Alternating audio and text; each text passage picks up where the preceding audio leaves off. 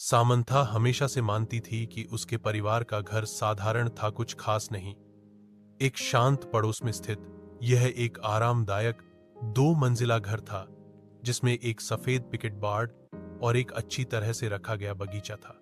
फिर भी जैसे ही वह एक दोपहर धूल भरे अटारी में घूमते हुए उसकी नजर कुछ असामान्य पर पड़ी। दूर कोने में भूली हुई बक्सों के ढेर के नीचे उसने फर्श के तख्तों के नीचे छिपा हुआ एक संकीर्ण ट्रैपडोर देखा। जिज्ञासा पा वह उत्सुक हुई। वह घुटने के बल बैठी और उसे खींचा। नीचे स्थित छोटा सीढ़ीदार रास्ता एक धुंधले बासी सुरंग की ओर जाता था। दीवारें पत्थर से बनी थीं और एक हल्की ठंडी हवा अंदर से फुसफुसाती हुई प्रतीत होती थी।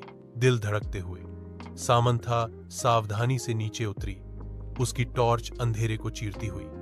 सुरंग उसकी उम्मीद से कहीं अधिक लंबी खिंची हुई थी, जो पृथ्वी के नीचे मुड़ती और मुड़ती थी। वह हिल नहीं सकी। उसे ऐसा लग रहा था कि वह अतिक्रमण कर रही है, कि कुछ उसका इंतजार कर रहा था। अनंत काल की तरह लगने के बाद सुरंग आखिरकार एक छिपे हुए कमरे में खुल गई। दीवारें पुरानी किताबों की अलमारियों से भरी थीं। अजीब चमड़े से बंधी हुई पुस्तकों से भरा हुआ। कमरे के केंद्र में एक पुरानी डेस्क धूलदार कागजात और पत्रिकाओं से घिरी हुई थी। जैसे ही सामंथा दस्तावेजों को पढ़ रही थी, उसके हाथ कांप रहे थे। रिकॉर्ड डीएस ने वर्जित अनुष्ठानों और गुप्त समाजों की बात की।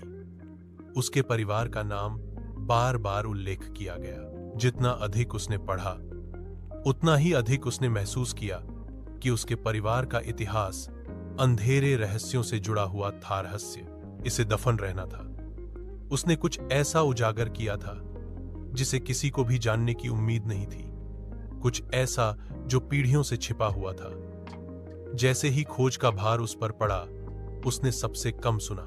उसके पीछे से आवाज आई, एक फुसफुसाहट, धीमी और ठंडी। वह अकेली नहीं थी।